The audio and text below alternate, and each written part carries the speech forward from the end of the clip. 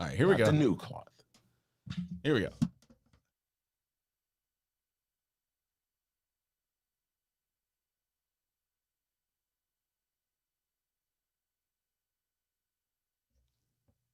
Hey, everybody. How's it going? We're live. Breaking news on the Ben Joravsky Show. Today on the program, a brand new song from Michael Girardi. Whoa. Man, we didn't talk about that in the pre-show production meeting. Well, by pre-show production meeting, you mean just the last few minutes when you called me? That's We're just good. Yeah, that pre-show production meeting. yeah, new Michael Girardi song today on the Ben Joravsky Show. So get ready for that. He reached out to me, I believe, last night, and he sent me a link to a song. So, oh man, that's awesome. I'm a huge fan of Michael. I always say he's the Neil Young of Chicago. Let's get that anger in that guitar. Southern man. Sorry. Good times. I just biked around Lake Michigan. No one cares. Your Ben Joravsky Show. Wait, time. Frank sent me an text. Thank you, Frank. Rom, he's finally going to get that ambassadorship in Japan. Biden's like, where can we send this guy? That's far away. Just get rid of him. Send him to Japan. Just when I thought we weren't going to have any news stories for, what a week it was on Friday. More on that on Friday. We're going to be talking about the new Japan ambassador, one Rahm Emanuel. Can he ride his bike to Japan? I just biked around Lake Michigan. Nearly 1,000 miles. He's going to do a paddleboard thing. I just paddled my board to Japan. Okay. Rahm, he's so happy. I'm going to be an ambassador. Yay! Hey! Our guest has arrived, but he's got it on mute because he's a millennial. He understands how the game is played. All right? Love it when our guests show up on time, D. Your Ben Joravsky Show for Wednesday, April 28th is just moments away. Before we do this, let's thank our sponsors. Sponsors like SEIU Healthcare, Illinois, Indiana. I just biked around Lake Michigan. The Chicago Federation of Labor are sponsors. Nearly 1,000 miles. And the Chicago Reader. ChicagoReader.com for all things there is to know the city of Chicago. Where to go, what to do, what to eat, what to smoke, it's true, what to drink, and so much more. Even how to think politically with columns from our very own Ben Joravsky and Maya Dukmasova, and so much more. It's Chicago Reader. Subscribe, ChicagoReader.com, and become a Benhead. That's what we call avid listeners of this program. ChicagoReader.com/Joravsky, Jorav as in victory, SKY. Not only will you find an endless archive of Ben Joravsky Show episodes. This is episode 999 that you're listening to, by the way. One more and we hit 1,000. One more and we hit 1,000. Big monumental moment here on the program, guys. Not only will you be able to check out that archive, you will be able to become a Benhead. Yes. You can either be in the alley, the avenue, or the boulevard. To find out more information on how you can help this program, ChicagoReader.com/Joravsky. The Ben Joravsky Show starts now.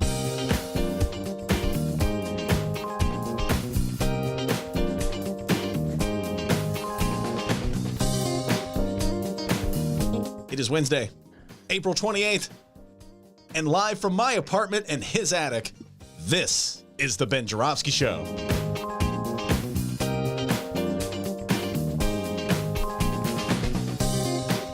Today on the program, former Illinois Governor Pat Quinn returns.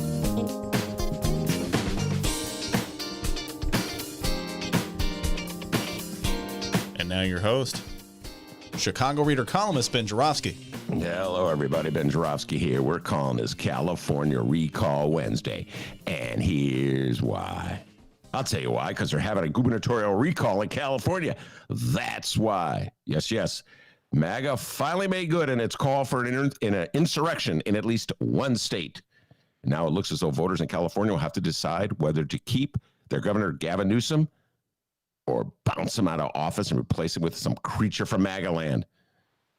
And as much as I want to blame absolutely everything on MAGA because they're completely worthy of being blamed for most horrific things that have been going down in this country since roughly 2015, as much as I want to say this is Donnie Trump's fault, in this case, I must say, the Democrats brought it on themselves. Oh, Democrats, Oh, my beloved party. Oh, the party I have faithfully supported in election after election, year after year, mostly to the jeers of my friends of the far leftist persuasion who call me a sucker. I see you, Mr. Pike. I see you, Sam Holloway. You Democrats can always be counted on to shoot yourself in the foot and then turn to lefties like me and say, please, could you bail us out one more time? Oh, your arrogance. Oh, your contempt for rules. Oh, your attitude that rules are for thee, but not for me. Governor Gavin Newsom is the poster child for it all. Let me take you back in time, November 6, 2020. Governor Newsom has recently urged residents to stay home amid fears of Thanksgiving season virus outbreak. Remember those fears? Remember those messages? We had them right here in Chicago. Remember that, D? The public service announcements by Mayor Lori Lightfoot and all the other locals, all of them of the Democratic persuasion, urging us not to have Thanksgiving dinner with our family. Remember those phony little commercials with Mayor Lightfoot would pretend she was talking on the phone? I didn't even know who she was talking on the phone with. I'm really going to miss you. And then pause for the sigh. But hers wasn't as bad as that mayor. What was the mayor? The one who's like, I know it's your birthday. Now she's been on our show before, I believe, when we were on the radio. Nancy Rodering. She's nice. She was nice. She was a great attorney general candidate. But come on, Mayor. It's just the right thing to do, even though it's a hard thing to do. Of course, I'll give your love to Amy and Viv and Hank. All right. Love you, Mom. We'll talk on Thanksgiving. Bye-bye. Pause for sigh.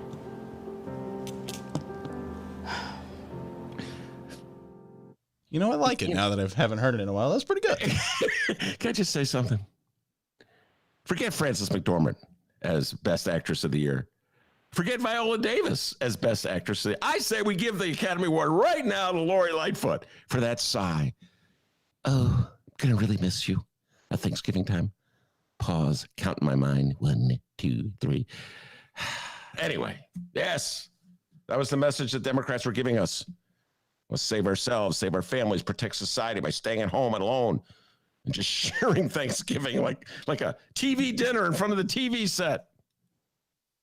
Meanwhile, Newsom out in California, he's saying the same thing. Stay away from your family. We must sacrifice in this time of need. Oh, listen to the doctors. Oh, listen to the scientists. Wear your mask.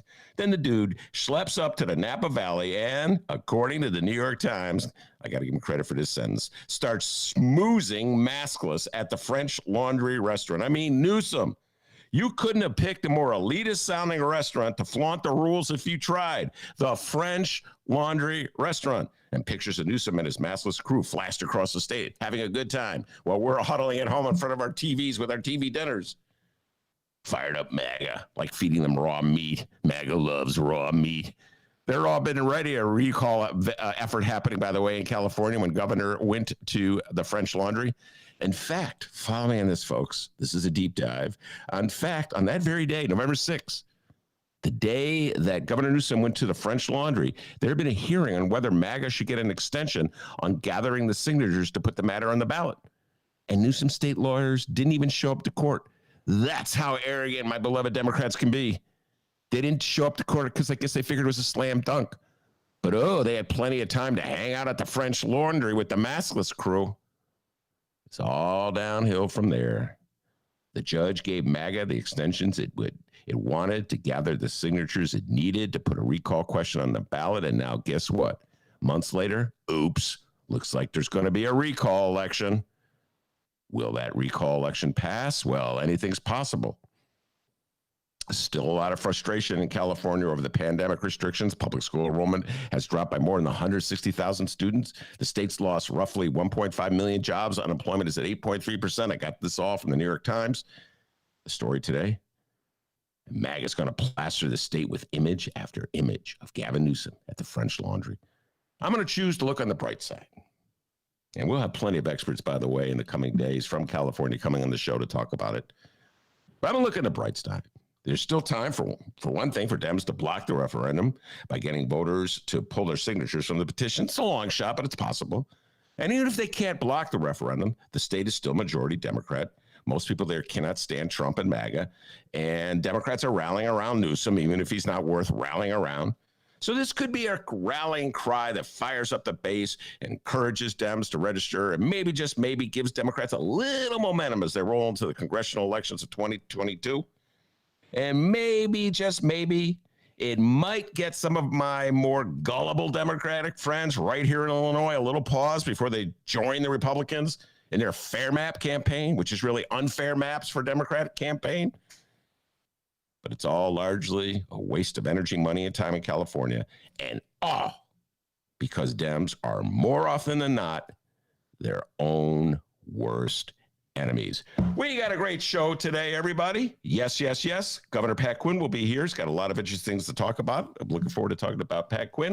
Going to promote our book, Ben Joravsky's Greatest Hit book. Pat Quinn has a few moments in that book. But before we do that, I'm having a conversation with a gentleman we call Ebo. Very interesting story he's going to tell. He's the man who figured out how to use our Gmail system. God bless him. He's a millennial. He understands computers. He's sitting by ready to go. We're going to bring him on after we take this break.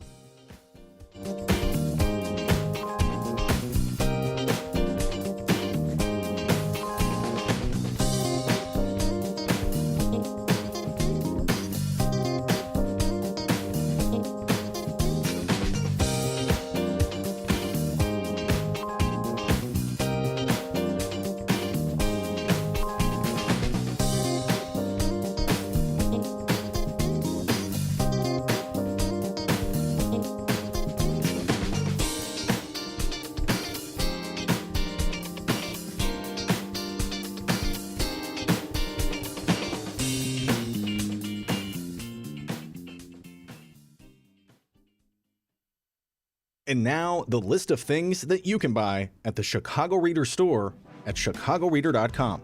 Things to wear like Chicago Reader hats, t-shirts, bandanas, and face masks. Things for your daily life like the Chicago Reader camping mug, Chicago Reader tote bags, and a Chicago Reader reporter's notebook. Things for you to read like our Reader recipes, the Chicago Reader 420 Companion, our Chicago Reader Best of book series from journalists Maya Dukmasova, Mike Sula, Ben Joravsky, and Lior Galil, the Chicago Reader coloring book, and the Chicago Reader Stay Home puzzle. Find the Chicago Reader store at chicagoreader.com and show your support for the nation's first free weekly newspaper since 1971.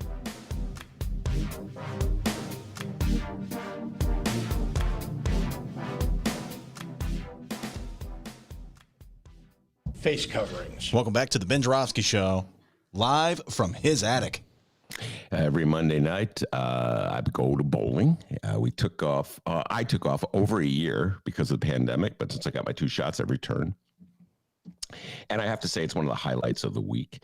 This week, we were victorious, thanks in no part to a major part to Ebo, my next guest, who bowled an all-time career high, broke 200 for the first time. The place was going crazy. People cheered his name, Ebo, Ebo. Ebo. So then, but here's the thing, guys.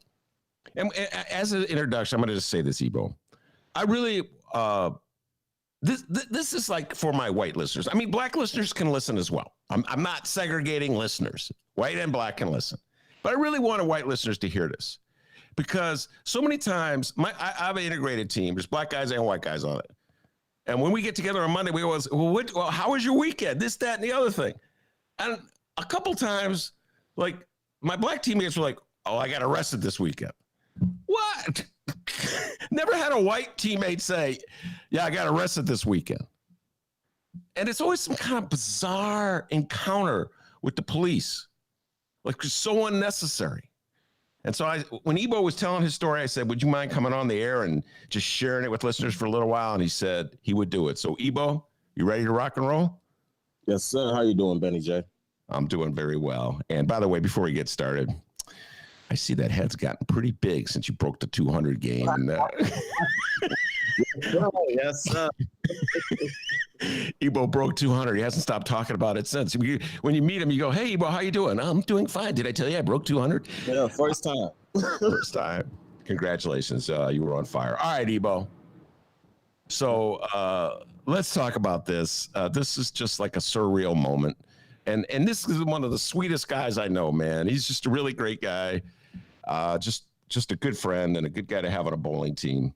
So the last person in the world I would have thought would have come back on Monday and said he got arrested. So why don't you just take us through what went down? It was Saturday night. Am I correct, in the western suburbs? Yeah, I was in in the western suburbs. All right. Yeah, let's just keep it there, okay? A suburb that does not need to be named, but we know who you are. Yeah. All right, go ahead, Ebo. Take it away. So I'm a pit boss and a casino dealer for this company. We was doing a show in the hotel right there. It's a really big, beautiful hotel. I would shout them out because it's a great hotel, but I'm going to erase some details. We just got done dealing about 4 hours. And me and one of our other bowlers at the team, who happens to be my mentor at the time, we worked together. So we're in the game. We sitting down in the van. We're talking. We having a conversation with one of our other dealers who happens to be white, and he's a bowler as well. He's taught us his average about like 274. So we kind of doing some recruiting. So we had just a conversation about getting arrested, pulled over, and we was joking about it, not saying too much about it, but then we was like, okay, we're going to take part now. They left. I was the last one. I was getting rid of all the containers, food containers, and I had exited. I started driving to this poker game, which is down the street. I play poker. I'm an avid poker player. I'm an avid gambler. I deal for casinos. So I was going to this game, literally 5 minutes. And I'm the last one coming out, and I'm driving about 60, which is probably about 10 over the speed limit. I don't speed really crazy, but I know 10 miles per hour is acceptable, 5 in rural areas. So I see the police officer maybe like 2 blocks down. I instantly start slowing down, and I drive past him. Maybe not later than 30 seconds, he's pulling out. So I'm kind of panicking right now because, I'm in the car. I thought my license was valid. I didn't actually smoke weed in my car today, which is rare. So I'm kind of like lucking out at this time. And there's no alcohol in the car, so I'm driving pretty clean. But my license plate's expired maybe like since December. But that's because all the DMVs has been closed. I can't go in person to get a new sticker because I got to pass the emissions test, which I've already passed, but that's minor details, but kind of important. So my license plate is expired for a year, but it's within a grace period that we have to May. So he gets behind me. So I'm start panicking. I'm spraying stuff in the air just to make sure. Cologne, Ozium spray, the usual. And then I'm resigned to him pulling me over. So I'm okay. I'm just going to get my stuff ready. He went to the next lane, and he's following this other guy for like maybe a brief 20 seconds. And then he turns behind me. So I was thinking, okay, he got off me, but now he got behind me one more time, so I know he's going to pull me over. Meanwhile, I haven't done anything. I'm just coming from a show. Just got done underworking. So I'm kind of thinking, okay, what can I do now? Because if he pulls me over, I'm kind of in a situation. So fortunately, I know the area pretty well, and I made 2 legal left lane switches to go in the left turn lane so I can go into this Walmart. The cop is like in the other side of traffic, and he's processing my plates. I know he's processing my plates because he's slowing down. He's doing like maybe 30 miles now, 20 on a 50 speed limit area. So he's going drastically slow. And then he busts a right turn and busts a U-turn so he can follow me when I make this left turn down this other street. I pull into the street, into the Walmart. I get out of my car super fast because the last thing I want to do is get caught inside my car. I leave and go to the Walmart. As soon as I get to the Walmart, I know this Walmart is closed because this is about like 12 o'clock at night, maybe 1 o'clock at night. That's probably an important detail to put up too. It's 1 o'clock at night. So I go to the front of this Walmart store, and it's closed at 11. But fortunately, it was some workers there, and they came out and told me the store was closed. And let me give a quick description about me, how I was dressed. I had a white button-up shirt, a black vest, a black bow tie, black skinny dress pants, and some Kohan black dress shoes. So I'm looking quite presentable and professional right now. And they was like, the store is closed. I'm like, I know the store is closed, but right now I'm getting followed by the police. I just need a place to hide out for a second. And at the same very bad moment, he let me in. And that same moment, the cop is driving across the Walmart store looking at us. But fortunately, I'm inside. So I'm like, I have a breath of relief. I buy some water because I just came from a casino party. So, it's a little drinks involved, but nothing too drastic or whatever. I get a water. I'm thanking the guy for letting me inside because right now my heart's beating because I'm seeing it's a game of, cat and mouse. He's really after me. So I wait about 5 minutes. I go in my car and I move to the opposite side of the parking lot. I didn't leave the premises because I'm aware that they'll probably be right outside the premises looking for me. So I know something must have popped up in the system now because now he's not after me for like a regular, headlight or something like that. He was after me for no reason. So I'm at the opposite side of the parking lot looking in traffic to see if the coast is clear. I wait another 10 minutes. A police officer pulls off right in front of me. I can see him clear as day, drives off, and he makes a right turn, and he drives and goes down the opposite way of the route. It's a really big route. Most people drive on it every day, so it's a Walmart on that route. So I'm debating, should I just call an Uber to go to this poker game, which is my main objective. It's literally like 5 minutes down the street. It's the next light, actually. I'm at my poker spot. So I'm thinking. I'm like, nah, my place is good. I mean, I know my license is good. My place isn't good, but if they was trying to pull me over, I think he's gone now. I wait another 5 minutes. And I say, okay, I'm gonna leave. I'm going right down the street. Worst they can do is pull me over. Even though I don't want to get pulled over because I know it's a whole ordeal behind it. I'm not trying to give the state free money. So I pull out, and as soon as I pull out, it's another one parked behind in the blind spot, and he automatically whoops me. So he gets behind me, start, running the lights, and I pull over, and I'm like resigned to the fact, okay, they're going to try to, they really want this ticket. I'm not sure what it is, but maybe because he saw me, he see me walk out, maybe he really wants to give me this ticket. So, put my license outside with both my hands out the car. I'm like, okay, I'm waiting. He walks up to the car. He was like, license, insurance, whatnot. I give him my state ID. I normally have with the thing with technology and being a millennial, I try to keep as less stuff in the car, and I have my insurance on my phone. Mm-hmm.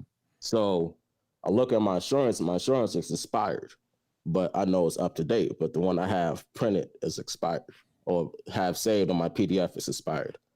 So the cop is running my plates, running my information.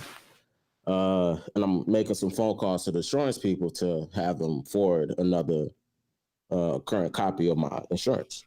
Calling my mom, calling my sister, because, we all tied together with insurance. So he comes back to the car and he was like, your license is suspended.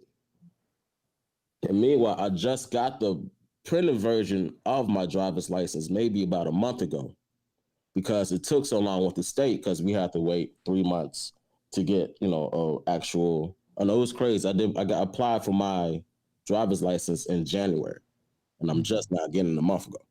So I'm thinking my license is still good. I just got my license. I just got the physical copy, but I didn't have it on me at that time. I had my state ID.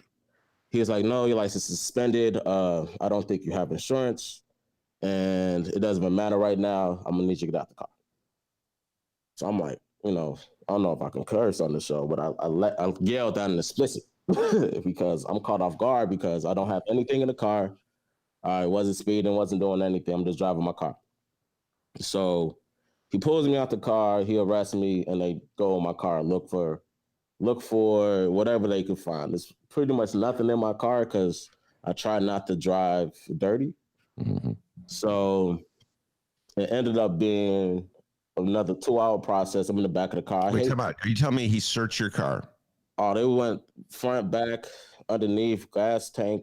I had luggages in my car. So I'm on the road a lot, so I have a suitcase full of clothes, full of shoes, outfits, accessories. I have first aid kit. I used to be a medic. So on the driver's side of my shirt, on my driver's side of my seat, I have my old paramedic uniform. So when they see my come up to the car, they kind of, could ease their tensions a little bit. Mm. See, because it's a blue shirt, they stick together, and have been, that has helped me a lot in more situations than it should have. But I ended up getting arrested, out of nowhere. And being arrested is kind of like, it's very a debilitating incident, having somebody take your person, take you, kidnap you, have no discretion. You physically, the handcuffs are very painful, even if I'm not used to being arrested. The handcuffs, so they put the cuffs behind your back, your hands behind your back? Behind the back. In the car. They handcuffed me to the car. So I'm handcuffed to the car in handcuffs.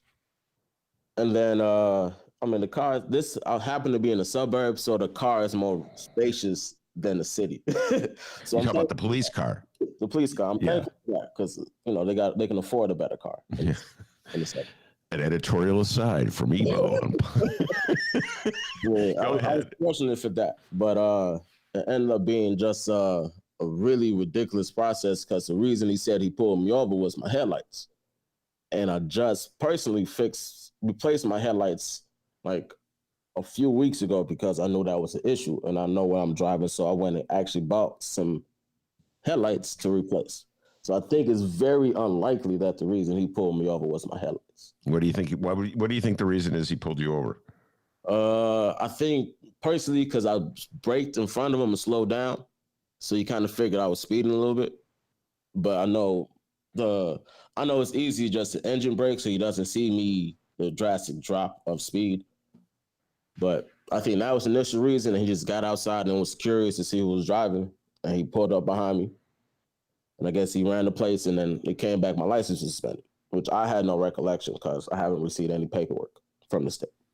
And so then everything that ensued, pulling you out of the car, searching your car, extensively searching your car, and then slapping on the handcuffs, hooking you up to the police car, and schlepping you into the station. All that ensued, perhaps because you had been speeding and you slowed down. Yeah. I can tell you right now, Ebo, I'm twice as old as you. I'm still bowling better than you, but I'm twice as old. I just had to throw that out. I'm sorry, Ebo. I'm twice as old as you, and this has never happened. And now I'm not hoping it ever happens to me, Ebo. You know what I mean? I really don't want this to happen to me. I'm like afraid to leave the house now. It's horrible. I just, when I heard this, go ahead, finish the story. Go ahead. It's the second time this year. And the last time I was arrested while I was riding a bike. Were you speeding? I don't know. Did you not have like a turn signal on your bike? Was your bike light out? What? It was, that's a whole nother story. That's the beginning of this year. Yeah. It's crazy. I don't know. I can give you a quick version of it. Well, no, let's just stick with the one that happened. We'll bring you back for that version. But I just like, it's so unnecessary. Cops, please, what are you going to say? Why search the man's? Okay, so your license had been suspended. That's a whole other story, which is, Ebo and I talked about this. I don't even know if I want to take the deep dive. Let's just put it this way, folks. It could have been any one of you out there with a suspended license. And I'm just going to say this right now. Whenever a story like this is told by a black person, there's that instinct that so many people have to go, Ben, he had the suspended license. Ben, he was 10 miles over the speed limit. And Ebo, I have to tell you this. I'm like, are you kidding me, white people? I love you, but how many of you driving down the road, reefer just burning like crazy, and you get pulled over and you come on, officer, give a guy a break, and the officer gives you the break. You know what I'm saying? So they schlepped you in, they put you in handcuffs for the egregious crime of maybe speeding, maybe not. By the way, you should have called the Uber. I'm just not blaming you in any way, but when I hear the story, I always 2020. That's hindsight. Yeah, 22. You're right. It's like me complaining about the Bears not drafting Patrick Mahomes, which I will never get over. Yeah. So what happened once they took you into the police station? It was relatively quick because I actually did have insurance. So that got sent in, took fingerprints, a couple photos, asked me the standard COVID protocol questions. I was in there for about maybe 2 hours, but to get my car back, it was about another $500 just to get permission to go get my car back. So, yeah. So you're facing $500 That's worth of $1,000 total just to get my car. Wow. $1,000. I know you didn't make $1,000 that night at the gambling. No, not at all. I wish. I wish. So did they ever put you in a cell? No, they had me. It really wasn't they gave me an I bond, so it wasn't really nothing, a serious offense to arrest me. They can let me out right away. So they just sat me down and do processing. Mm-hmm. I didn't have any warrants out. They didn't have any back issues or back warrants. It was relatively easy for me to get out, fortunately. Now, do you think they would have let you go if you weren't black? If you were a white guy, would they have let you go, in your humble opinion, Ebo? To be honest, I'm not sure. I'm not even gonna go on that card, but I figured I probably wouldn't have got pulled over.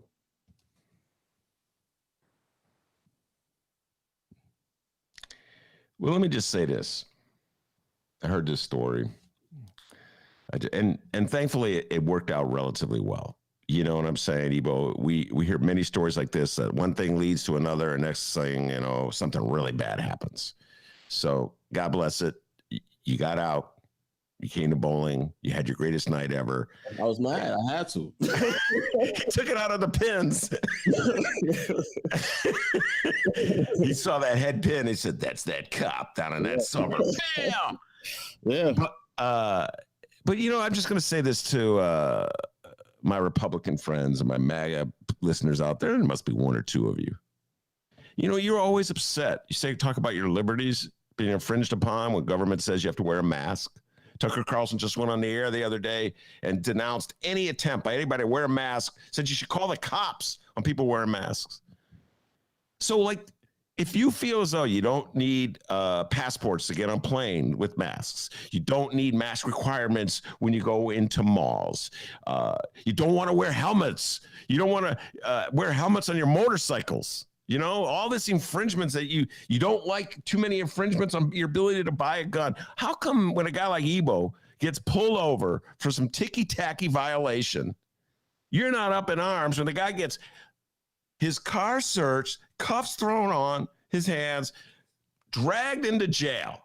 Now he's facing $500 to $1,000 worth of fines just to go on living. I don't know, Ebo. There's a double standard in my mind. Liberty for some, not for all. But anyway, Ebo, I want to thank you for having that great game on Monday night. No pressure on you to do it again on this coming Monday night. Okay. No pressure.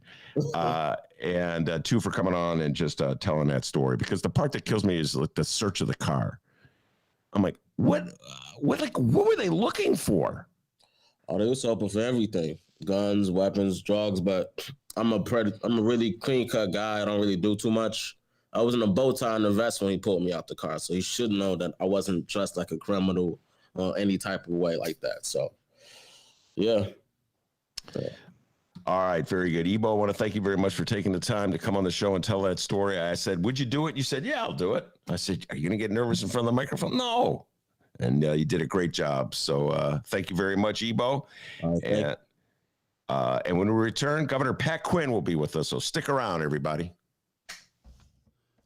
All right, it's the Ben Joravsky Show. And as promised, the latest from Mike Girardi. He sent it last night. It was like 3 a.m. Dude was working on it probably all day. So the latest from Mike Girardi.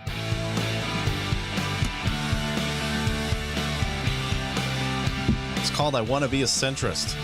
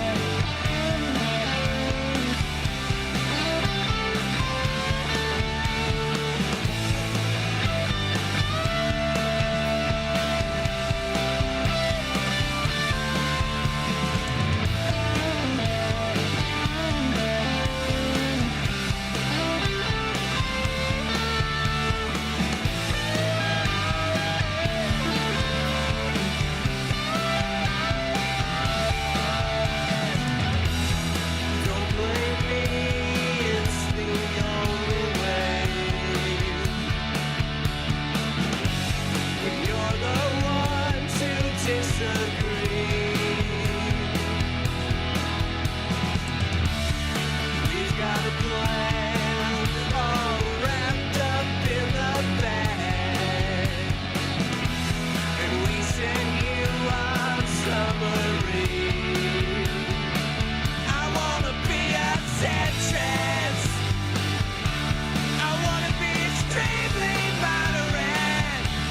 And when I get down like Solomon, I cut the baby in half. I wanna get real Aristotelian and hit that sweet spot right in the median.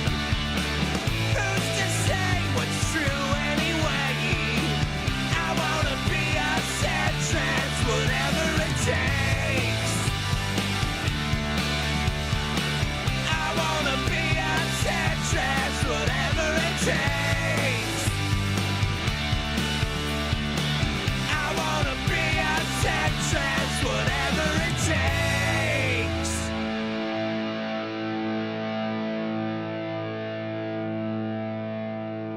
I just biked around Lake Michigan, nearly 1,000 miles. All right. Awesome. And there it was. The latest from Mike Girardi. Mike, thank you so much for sending that. We'll be playing that on the regular now. Girardi, Mike Girardi Bandcamp is what you want to look for. Gerardi. All right. It is the Ben Joravsky Show. We are live. Oh, my goodness. I got to turn that down. We are live, everybody. And we're going to reach out to our next guest. How about that, huh? Our next guest. Ben, are you there? Yes, I am here. I was just enjoying Michael Girardi's taking notes on the song. I want to be a centrist. Want to cut that baby in half. Michael Girardi, and then a little angry Neil Young like guitar solo. Good job, Michael Girardi. Hello. All right, Pat Quinn. This is he. Pat Quinn. This is Ben Joravsky. You sound loud and clear. Very good there, Ben. How you doing? I'm doing very well, and I just want to say this to our listeners. Generally, we do these interviews through some kind of high-tech Google Meet, but for Pat Quinn, we're just doing the old-fashioned telephone. So if it sounds a little different, it's because he's on a phone.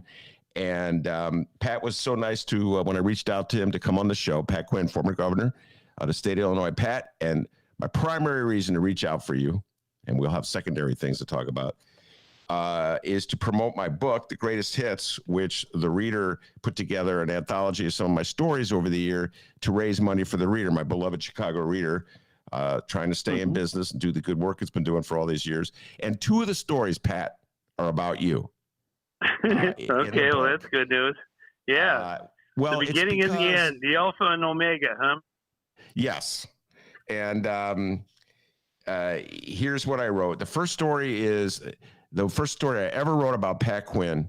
He was a maverick community activist. And when I told him he was a maverick, he said, I'm an unbranded, what'd you say, unbranded cow or unbranded? No.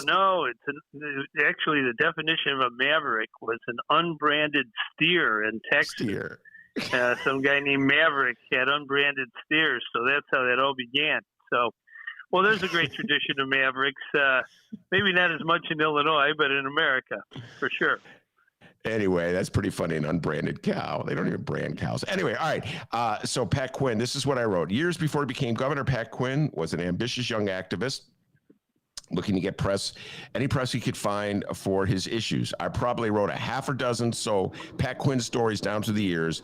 I include the first and the last to show just how much has stayed the same for Pat Quinn and me over time. And really, Amen. Pat, this story was a great story. You were working for Harold Washington in the Revenue Department, and you had come up with the idea for having a parking ticket amnesty. Right. And here's what I wrote. This is from 1987, ladies and gentlemen. To make sure you get the message, Pat Quinn hung posters, handed out flyers, slapped banners on the sides of garbage trucks. He brought the refrigerettes downtown to sing a song about the deal.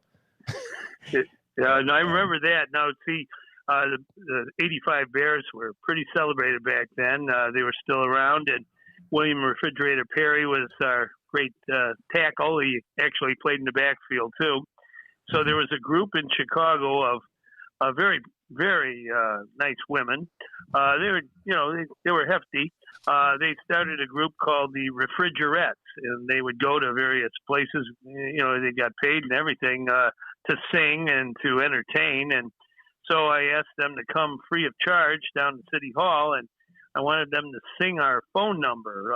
You could call in the number to register for the parking ticket amnesty. It was half off, and we had literally thousands and thousands of people settle their parking tickets and save a lot of money, and it was very popular. But those Refrigerettes, they knew how to sing that number, that's for sure.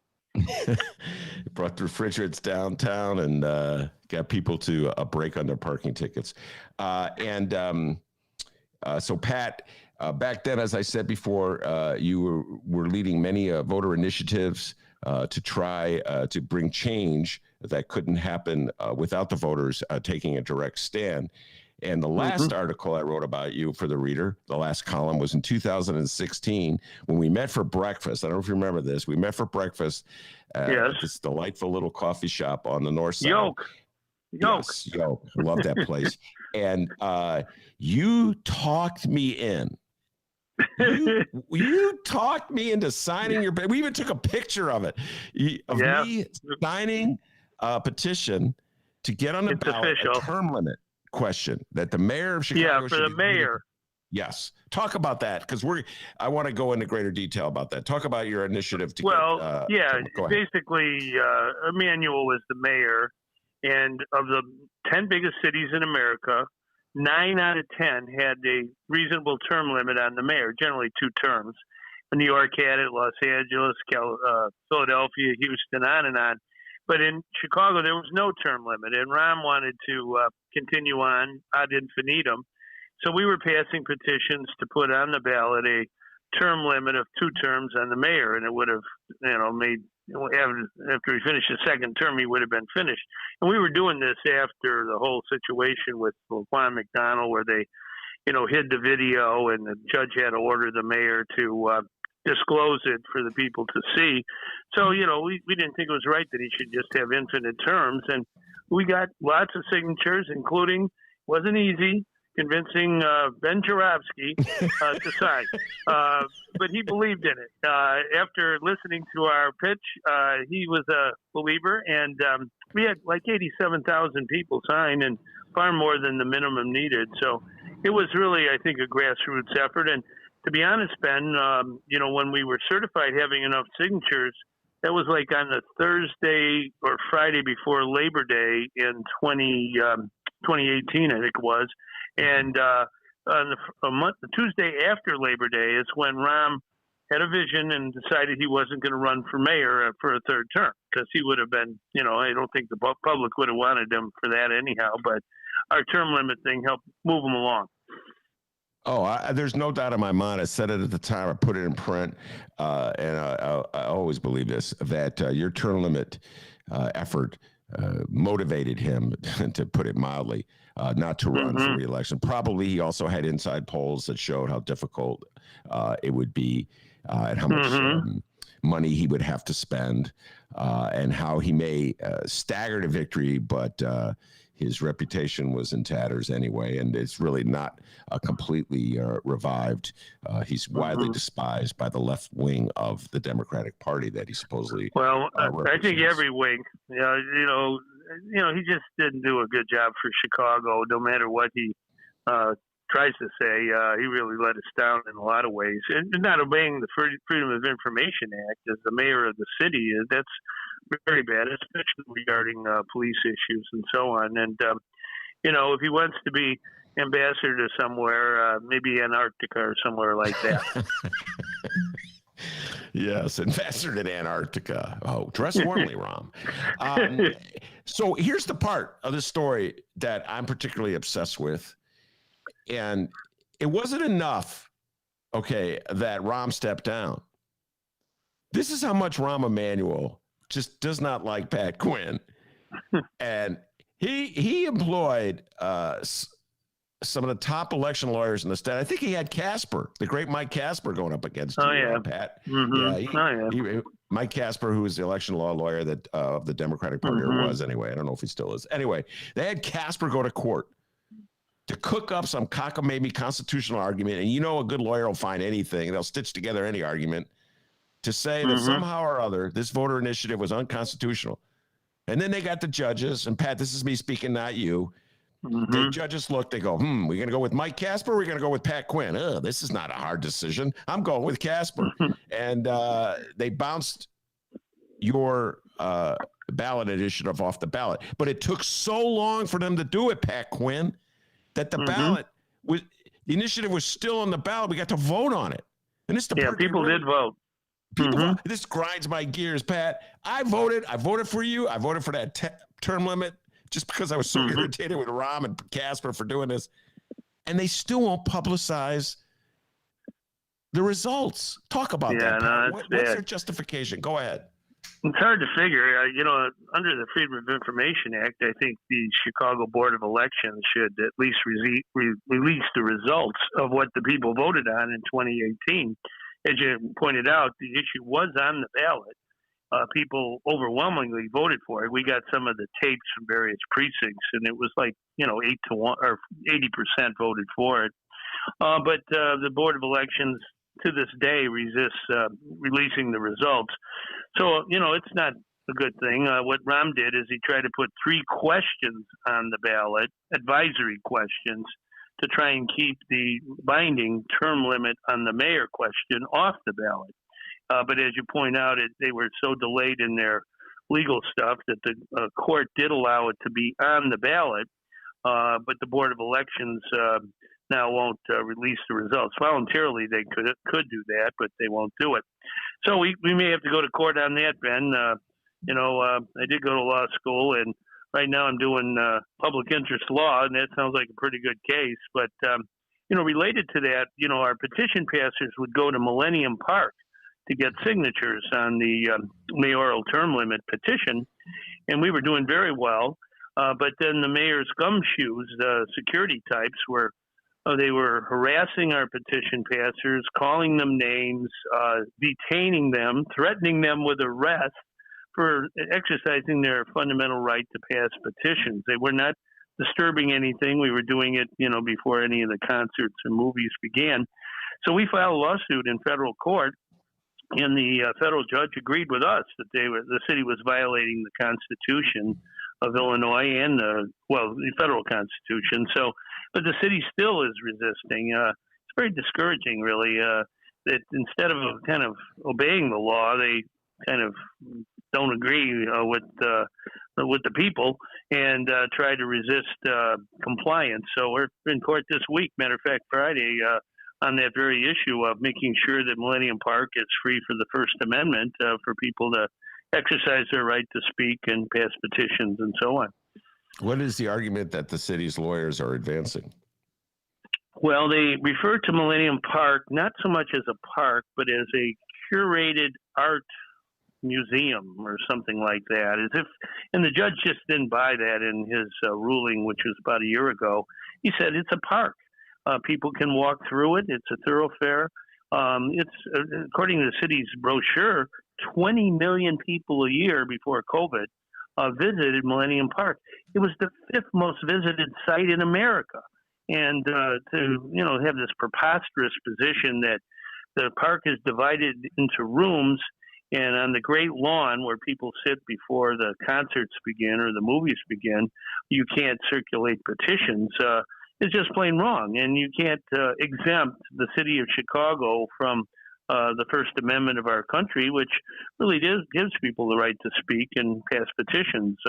Some of the great movements of our country have begun with petition drives where folks have an idea and they gather signatures and put it on the ballot where they can. And we got to retain that fundamental principle here in Illinois and everywhere else in our state, every community. You can't have the City Corporation Council of Chicago trying to throw their weight around and muzzle the voters. And so we won a year or so ago in court, and we're going to win again if the city continues to resist. And so what would, if the city is victorious, I'm just trying to think what the city. When I say city, you're really talking about Mayor Lori Lightfoot's administration, Yeah. because nobody asked me. I live in the No. city. Pat Quinn, Yeah. you live in the city. Nobody asked you. So the city, our elected officials. So if they're victorious ultimately, what will the decision? What will be the meaning, the implications of the decision? Well, the Great Lawn is probably the very best place in the whole state of Illinois when we get out of COVID and people come back, get the chance to watch movies. For example, they had the movie Purple Rain a few years ago. The entire Great Lawn and all the Millennium Park around the hall there, the Pritzker Pavilion, was filled, lots of people wearing purple. Well, obviously, that's a great place to visit with people as far as signing a petition. Again, before the movie begins, folks, they have picnics, they talk to friends and meet new people. And that's what we were doing. And one time, one of the security guards told one of our best petition passers that she would be detained. And they kept her for about a half hour. And then she wanted to say, well, can I go get signatures? I got my clipboard here. They said, no, if you do, you'll be arrested. So, she's one of our plaintiffs in our case. And the judge ruled in our favor. It was in March or February of last year. But as we hopefully this summer have more opportunities for these larger gatherings, we'll be out passing petitions. We still want to get term limits on the mayor. I'm disappointed, really, in Lori Lightfoot. She said she was for that 2-term limit. That's good enough for president. Why not mayor of Chicago? But in order to get this done, you have to put it on the ballot in Chicago, and the voters must approve it, as they have in all these other big cities across the country. Well, let me just point out one more time. They did get it on the ballot. Pat Quinn and his allies got over 80,000 signatures. And even with the best efforts of the Democratic election lawyers to cut the number of signatures they still could only cut it to 50-something thousand. And so it was put on the ballot and people voted on it. I will repeat this. People voted on this thing and they won't tell us the results. So for all we know, the people of the city of Chicago, Pat Quinn, may have already approved a term limit. And it's very similar with the elected school board. I'll just take a brief tangent here. So many smaller referendums, advisory referendums, Pat, ward by ward, have approved an elected school board. And yet the powers that be in the city just completely stifle. Well, Ben, I'll tell you, you're exactly right. I was a plaintiff in a case. Tom Gagan was my lawyer. We went to federal court to try and get an elected school board in Chicago. Every other city in Illinois has an elected school board, and we don't. And, the mayor has been trying to block that or have a proposal that's not acceptable.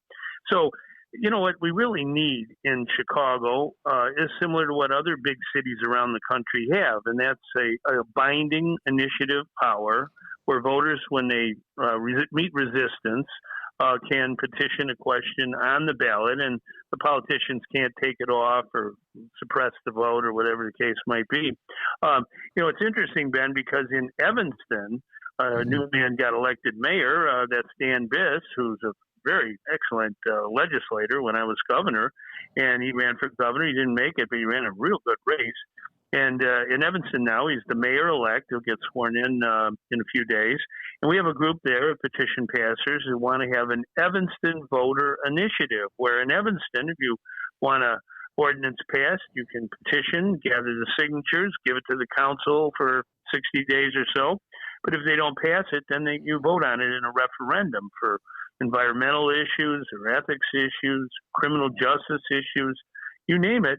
People all over the country are voting on local initiatives and referendums. And we're going to catch up here in Illinois, and Evanston's going to lead the way.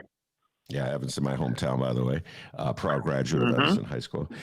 Yes, Pat, indeed. I started the show before you came on by blasting the Democrats in California for the drive to oust Governor Gavin Newsom, and they have a system where if enough, they could do recall. The voters could do a recall. Now, to quote Richard Nixon, let me be perfectly clear.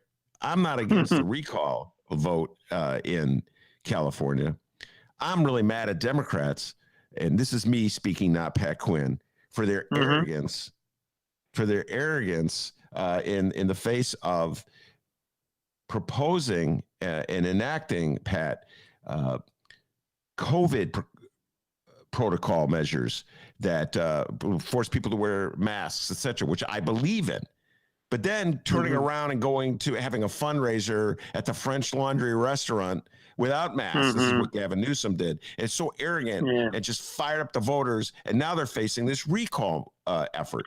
So I'm really mad at the Democrats for their arrogance. What's your as a man who believes in voter initiatives, what's your attitude about what's going on in California? Things. Go ahead. I do think that Gavin Newsom will prevail, and he will not be recalled.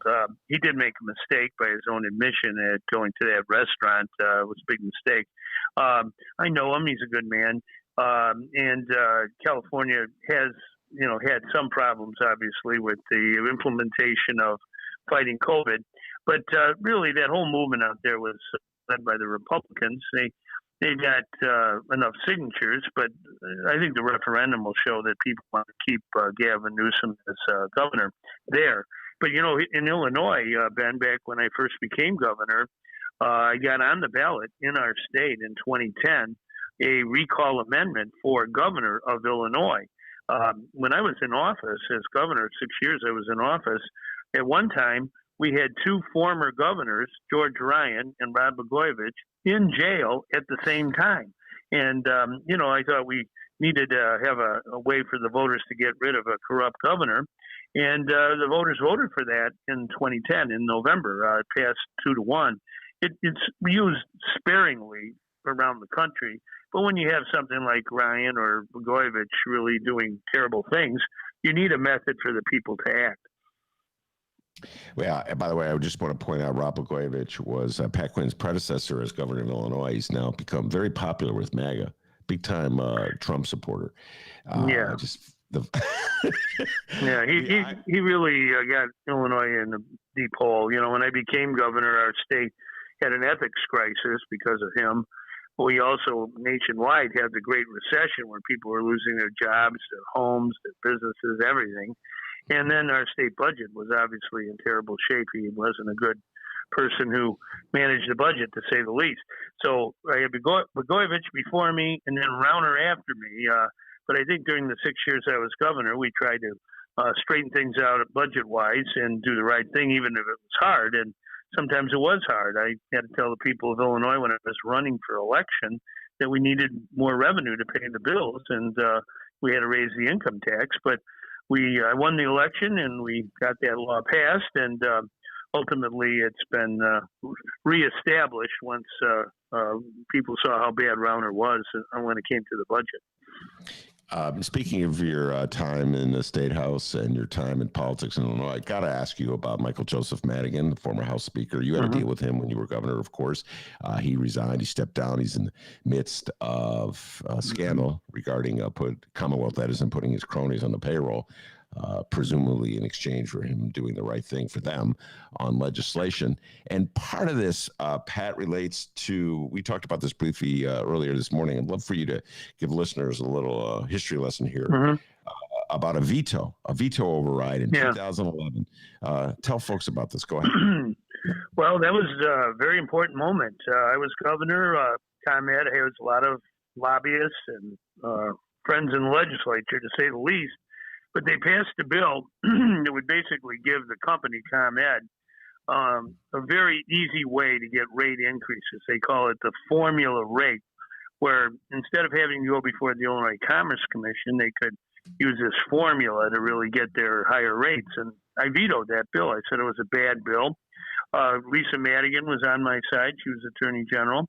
So was the Citizen Utility Board. It was a group I helped start, and they represent consumers. We were against this, and it was a bad bill. So ComEd went out, and they got Madigan and Cullerton and frankly, the Republican leaders as well, to lead an override of that particular veto. And so they got what they wanted. This has been around now 10 years. They've really shortchanged consumers, in my opinion. And lo and behold, we learned, last summer that ComEd engaged in bribery to get this veto override passed and get the law extended. So for 10 years, they were bribing various people who've been indicted now, and some have pled guilty. And so it's really an economic crime of the century, as far as I'm concerned. That every residential consumer, every business, every unit of government, like school districts or units, the Metropolitan Water Reclamation District, anybody who uses electricity of ComEd has been cheated for a decade, and we want to get our money back. And one of the things I'm doing now is I'm a lawyer and I'm representing CUB, Citizen Utility Board, in both state court and federal court to get restitution, to make the company pay back their ill-gotten gains. And this is a big case, and hopefully we can prevail. It's very important that the legislature and the governor right now get the message that justice has to be done here. Consumers got cheated out of literally millions and probably billions of dollars, and they haven't had to pay back the money they owe the people.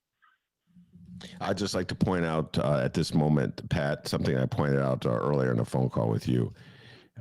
Yes, it's Michael Madigan in the spotlight for the Commonwealth Edison veto override that Pat Quinn just alluded to, but Republicans also voted for it.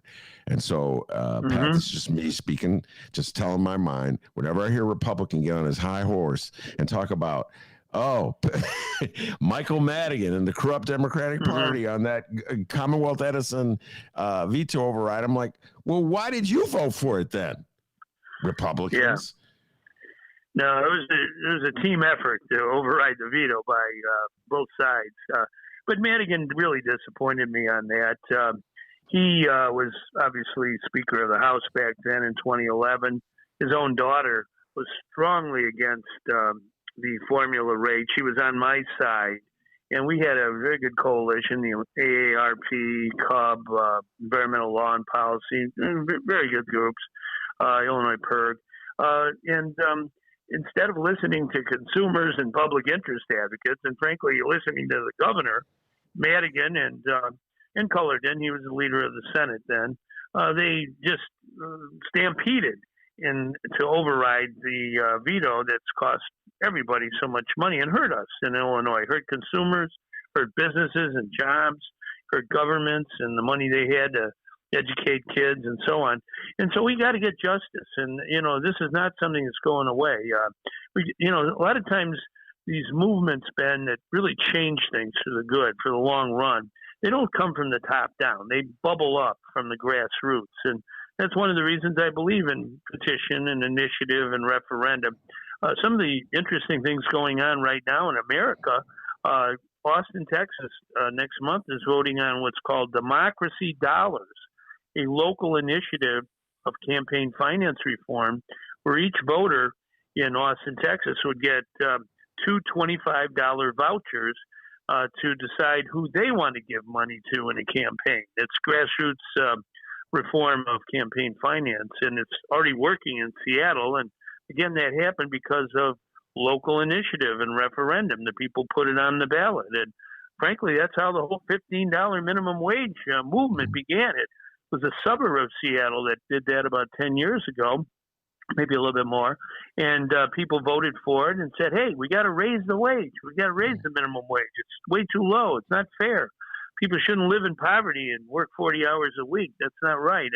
And, sometimes it takes movements built around petition and referendum to wake up the insiders and the incumbents.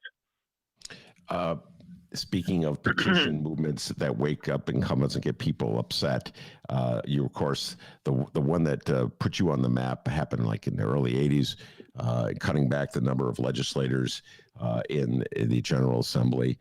I don't think they ever forgave you for that one, Pat Quinn. I still hear people complaining about it. It's like some of my old stories. I still get people complaining about some of my old stories. So when you sum it up, it's 2021. What's your sense of Michael Madigan's legacy? He was against you on that term. No, he was against the cutback. Legislature. Yeah. He was not. He was against you on ComEd. I never There's another one, Michael Madigan saying much of a nice thing about you. What's your sense of his legacy? Go ahead, Pat. my first kind of experience with Madigan with him was back in 1976, and our group had gathered 635,158 signatures, an all-time record. And last Friday was the 45th anniversary of us actually filing the petition. What was the petition? We wanted to stop Illinois legislators from collecting their entire annual salary on the first day of office before they did any work. Some of them resigned during their term, but they kept all the money they took in advance. There were others, too many, that were convicted of felonies, were removed from office, but because they took their pay in advance, they still kept the money. So we had a petition drive to end advance pay for legislators. We gathered all those signatures. We forced them to pass a law against it. I happened to be in the gallery of the Illinois House, and one of the legislators was introducing people from the 4-H from Macomb, Illinois, and the Cub Scouts from Carbondale. And then he pointed up to me in the gallery. He said, "There's that Pat Quinn up there." And they stood up and booed me for 3 minutes, a standing bovation led by Mike Madigan. And the one of the representatives said, "Well, you're booing, why are you booing Pat Quinn? He's an Irishman." And Madigan said, "He's not worthy of being called an Irishman." So that was my first introduction to him. Not worthy of being called an Irishman. Wow, I won't even touch that one. So did you ever remind him of that, by the way, in all the years? Oh, yeah, that you had to yeah. I would have to say this about Mike Madigan. He had sort of a stern reputation in that. But, in private, when I was governor, we'd have breakfast quite often at the governor's mansion with the leadership of the House and Senate, including Madigan. And you could tease him, which I did. And I brought up this anecdote from 1976. And he said, he still didn't agree with the, bill that we got passed. But he was pretty good-natured about that. I don't know if everybody knows, in the old days, he had an office down there on Pulaski Road. His nickname was the Sphinx of Pulaski Road. He didn't tell you whether it was for or against the bill, I guess. But so once in a while I'd be down there, and he'd tell me, if you're coming down, come up the fire escape. And so that's what I did. You don't go in the front door, you keep going up the fire escape. But you'd have.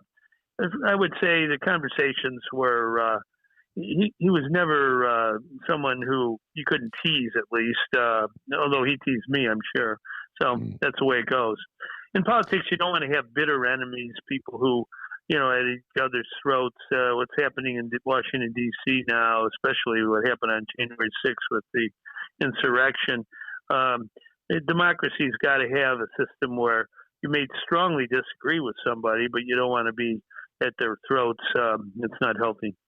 Yeah. By the way, and I always feel compelled to say this when the subject of Michael Joseph Madigan comes up. The man stood his ground in those 4 years around her, and I always thank him for that. Yeah. Pat Quinn. I always thank him for bargaining rights. I agree with you there. Matter of fact, when I was governor, I had a proposal to raise the income tax by 3%. Only on millionaires, and the money would all be given to schools, education in Illinois. Madigan was for that, and we tried to get that on the ballot as a binding referendum, and there was one member of the House that wouldn't vote for it. We needed 71 votes. We had probably 70. Madigan couldn't get him to vote for it. His name was Scott Drury, and therefore we had to put it on the ballot as an advisory question in 2014. It passed 2-1. And Madigan was always for that. And frankly, Ben, that's what Pritzker should have done back last election, 2020. I talked to JB and suggested that was a good model to follow. You could, use the money for property tax relief and helping schools. And ironically, they did something like that in Arizona. It passed overwhelmingly. But in Illinois, the proposal was not earmarked for something important like schools and education. And, despite $55 million spent for the Fairness Amendment there, it didn't make it because I think it wasn't well drafted. Yeah, Scott Drury, state rep from the Highland Park area, as I recall, and took great pride in opposing Michael Madigan. And but a progressive income tax, Yeah, I asked the guy, I asked Representative Drury, I mean, come on. This is a once in a lifetime chance to make Illinois' tax code fair and help school children. And he just wouldn't vote for it. And it turned out, it got 64, 65% of the vote. And that would have been a real shot in the arm for Illinois education. One thing I'm for, and they're doing local initiatives on around the country, is universal preschool education for 3 and 4 year olds. They had initiatives on the ballot in San Antonio, Tucson, Cincinnati, just recently in Portland, Oregon. And we need to do that here in Illinois. We can't do it statewide. Let's get a local initiative movement going in towns, not only Evanston, we're trying in Oak Park. I talked to the mayor there in Bloomington, Illinois, and Urbana, but every town. Folks listening, if you're interested in the whole power of grassroots democracy and direct democracy, my name's Pat Quinn. Get a hold of me, and we'll get the movement started in your town. All right, very good, Pat Quinn. Not a lot has changed in terms of your basic message since 1987 when I wrote that out. And not a lot has changed in my basic message. We're just older. But we're wiser, Pat.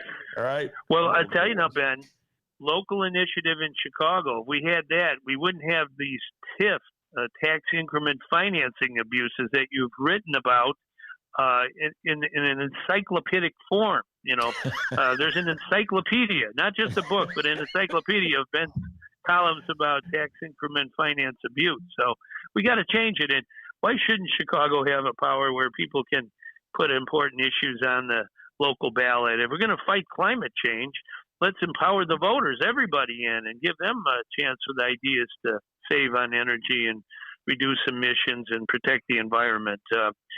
We got to strengthen the voters. It's the fourth branch of government, not just the big shots and the insiders. It's too much of that, and we need more people. All right, Pat, I guess to say one thing, this book that I promoted, which has 2 stories about you, and it's a collection of my articles down through the years for the reader, that the reader has put together to help raise money. I have to tell you, not one TIF story in there. I said, you know what, guys? When they hear that name, all they think is TIF. I go, I'm going to show the world I can write about basketball. I can write about sports. I can write about politicians without writing about TIF. So, that'll be your next book, Ben. Yes. They'll make a movie out of the TIF book, and you can star in it. You and Brad Pitt, or maybe Brad Pitt will play you. Yeah, because who else would play me but Brad Pitt? All right, Pat Quinn, thanks so much. One more thing now. How do you get the book, Ben? Tell the listeners, let's email, or how do you get online there? Get the book. Just go to chicagoreader.com and get the book. Thank you, Pat. That's a good man. That Quinn is thinking. That's how you get signatures, Ben. You have petition pastors. They got to know where to go. So it's chicagoreader.com, and it's Ben's book. Is that what they call it? Well, it's called Ben Joravsky's Greatest Hits. How about that? Oh, okay. And so 2 of my greatest hits are about you. Oh, wow. That's really, really good. No problem. Yeah. Anyhow, okay. Well, everybody listening, Ben is really a man of the people, if there ever was one, and a force of nature, I might add. And we got to help the reader. I believe in the reader. I've been reading the reader since Noah, so let's help the cause. ChicagoReader.com. Look for Ben Joravsky's Greatest Hits, and Ben, I'll buy a couple of them, and I'll have to get you to autograph them. You and Brad Pitt. We'll go back out and have breakfast together, and I'll autograph them. Okay, yeah, amen. And bring Doris Davenport. She was fighting a good fight there in Millennium Park. Good friend of the show, indeed. And good friend of me. Oh, Doris is great. She's one of our plaintiffs in the case on petition passing. They threatened her first to be detained and then to be arrested by passing petitions before the music begins on the Great Lawn in Millennium Park. We got to get justice. That's why we're in court, and we're going to win. All right, very good. Thanks so much, Pat. Appreciate you coming on the show. Take care, Ben. We'll see you now. Be good. That's Governor Pat Quinn, former Governor Pat Quinn. And my opinion, let's see, when I think about former governors or presidents, you got Jimmy Carter, great former president. I thought the way he's lived his life after his presidency, outstanding. And Pat Quinn, D, I know you agree with me on this one. By far, the best former governor we ever had. Oh, just a good human being. Like I've met him when I don't look at him as a governor every time I talk to him. I just look at him like some just dude hanging out at a restaurant or something. I don't know. He's just really nice. Like too nice to be in politics, if you ask me. Yeah. That was very, and he always does that at the end. Every interview, we'll talk about his stuff, and then at the very end, I just want to let people know Ben's awesome. He's great. He's, he puts you over right before he rolls out. Yeah, no, he's a good guy, Pat Quinn. I also want to thank Ebo, another good man. Got harassed this weekend. Come on, guys, it's ridiculous. Just ridiculous. I don't know if you were busy, you got a chance to hear that, but man, they just like it's so unnecessary to search his car, and you know what I'm saying, and then slap on the cuffs and drag him down to I'm glad nothing really serious happened, but it just, I don't know, just so unnecessary. We got to rethink our whole policing strategies and how police deal with black guys. That's just black men in particular. So thank Ebo for coming on the show, and of course, thank the man, the myth, the legend, the pride of joy at Alton, Illinois. Without him, the show would be possible. And you know something, D? What? Pat Quinn and Ebo agree that back home in Alton, they call you Dr. D. Give yourself a raise, take it out of petty cash. See you tomorrow, everybody. Name's Dennis. And remember, you can download previous Ben Joravsky shows and so much more. ChicagoReader.com/Joravsky. Jorav as in victory, SKY. Yes, on that site, you will get the deal on Ben Joravsky's book, his greatest hits. ChicagoReader.com/Joravsky. You can send us an email, BennyJShow@gmail.com. Reach out to us online at BennyJShow, BENNY, the letter J Show. And you can call us. It's true. 708-658-4788. The number again, 708-658-4788. Who wants to continue the trend of Chicago Bulls trivia? Huh? Call us up. Leave us a voicemail with the question. Leave an email with the answer. And we'll give Ben some Chicago Bulls trivia. 708-658-4788.